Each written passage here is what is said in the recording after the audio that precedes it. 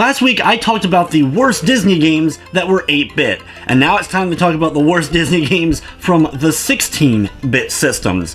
These are the likes of the Super Nintendo, the Sega Genesis, the TurboGrafx 16, and the Game Boy Advance. And wow, there's a lot of bad GBA games that end up making this list. So without further ado, here are the 10 worst Disney-related games that are 16-bit.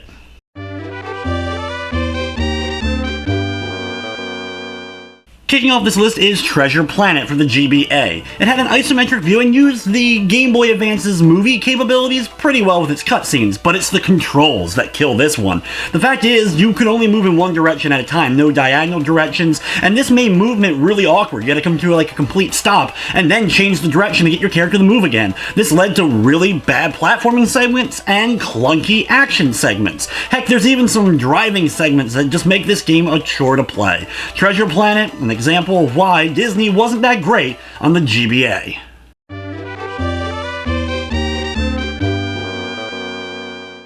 Next up is probably one of the most obscure games on this list, Alice No Paint Adventure for the Super Famicom. This was one of the few Alice in Wonderland games made, so when I first saw that it existed, I wanted to track it down and play it.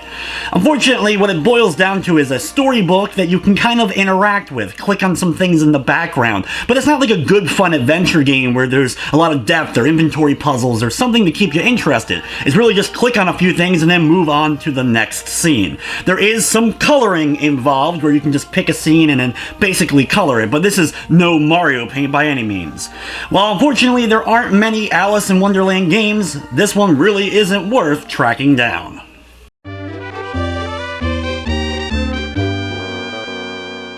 Disney Party wasn't that great of a party game on consoles, let alone on a handheld system like the GBA. You could play up to 4 players, but you had to pass the system around, making it that there was no competitive multiplayer mini-games involved. Everyone just played each game by themselves, and it was pretty much just really awkward controlling, bad platforming mini-segments. Overall, Disney Party is one of the worst party games probably ever, and especially on the GBA.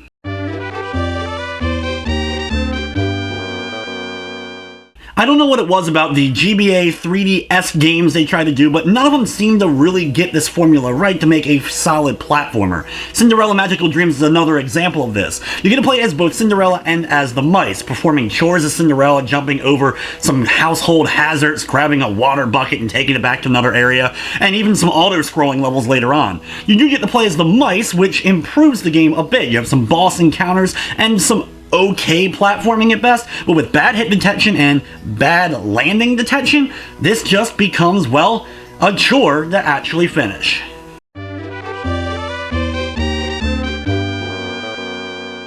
Even with some frustrating moments, Lion King on the Super Nintendo is still beloved by many, including myself. However, there was another Lion King Super Nintendo game, Timon and Pumbaa's Jungle Games, and this is just a mini-game compilation that really falls flat in every regard. You have a generic pinball game, a generic slingshot game, a Puyo Pop-like clone, a shooter where you're belching, which is probably honestly the funnest of the games.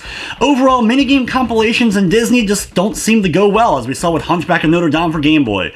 This is just another example of a Super Nintendo Disney game that you can avoid.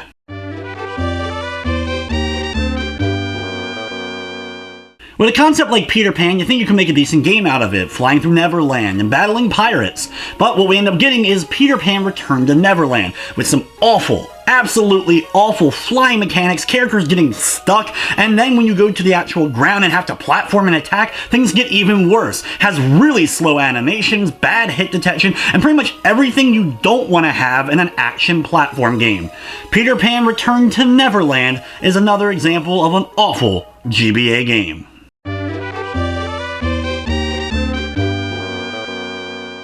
Sticking with the GBA and Disney sequels, we have The Jungle Book 2. Now this game at first glance looks like it could be okay, top-down perspective, and adds a heart containers for your health, could be Legend of Zelda-esque. But instead what you get is a really awkward playing Jungle Book adventure game where when you run into an enemy, instead of just being able to actually battle them, you instead do a puzzle-like mini-game where you have to turn symbols around in order to match a pre-existing picture. This is one of the most awkward types of games I've played, and I'm surprised they even decided to make a game like this, making Jungle Book 2 one that you're gonna wanna avoid.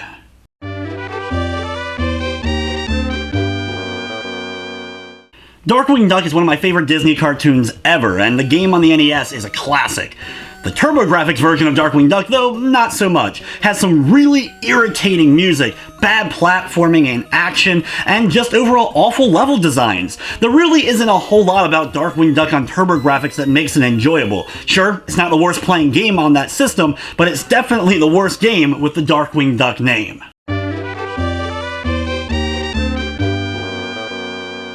Fantasia at first glance may not seem like a movie that would work well as a video game, but with so many epic scenes, you really could turn it into some good gameplay. But what we got was Fantasia on the Sega Genesis, a poor playing platformer. It looked okay, but just overall bad level design made playing Fantasia a chore, especially compared to the other great Disney titles that were released on Sega Genesis.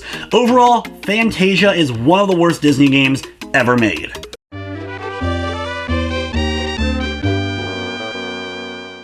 Before we get to number 1, a couple of honorable mentions. First up is Herbie, Fully Loaded. This game, based on the Lindsay Lohan movie of Herbie, has you playing as, well, Herbie, and you get to do some generic racing. The tracks really lack life. It's okay controlling for the car, but it ends up being very easy and just not really that inspiring or fun overall. After a couple of races, you'll probably end up getting bored and turn off the game. While not one of them is particularly awful, the Disney-related sports titles on GBA just weren't that great. And you had a lot of them too, from football to soccer, skateboarding, motocross, snowboarding, and ones play worse than others for sure. In particular, I never really quite got the controls of Disney extreme skateboarding, let alone it not really being all that extreme. So overall, I really wouldn't recommend checking out any of the Disney sports-related games on the GBA.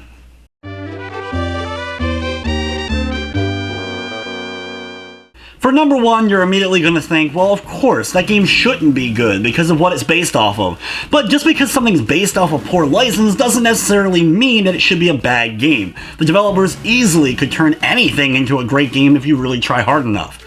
But unfortunately, there was no trying with Disney High School Musical Living the Dream. This ends up boiling down to one of the worst playing platformers with very little sense of urgency, some awkward mini-games where you have to do some rhythm button pressing and shooting hoops and the like.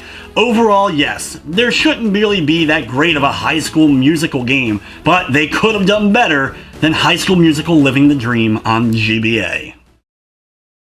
So there you have it, the 10 worst 16-bit Disney games of all time. Like always though, this is my opinion, but which ones did I miss that I should have included? There's honestly more bad GBA ones that I could have thrown on this list. Cars is some really awkward driving controls. There's also just a lot of bad, mediocre platformers. Outside of the ones that were ported over from the likes of Super Nintendo, like the Magical Quest games, most of the GBA library of Disney titles aren't really all that great. But anyway guys, that's going to wrap up this countdown. I'd like to thank you for watching, and of course I hope you enjoyed.